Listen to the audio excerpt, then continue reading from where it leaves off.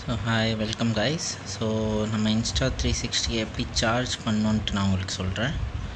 So இது வந்து battery, நம்ம போன வீடியோவில் பார்த்த மாதிரி. ஸோ இது ரெண்டு கிளிப்பையும் கழட்டினா பேட்ரி வந்துடும்.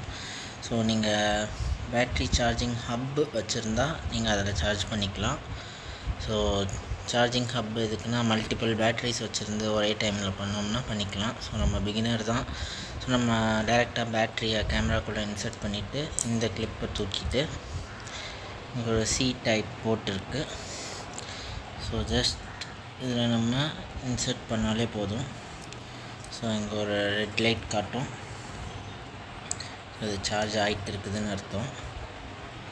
ஸோ ஒன்ஸ் சார்ஜ் ஆயிடுச்சுன்னா நம்ம இதை ரிமூவ் பண்ணிக்கலாம்.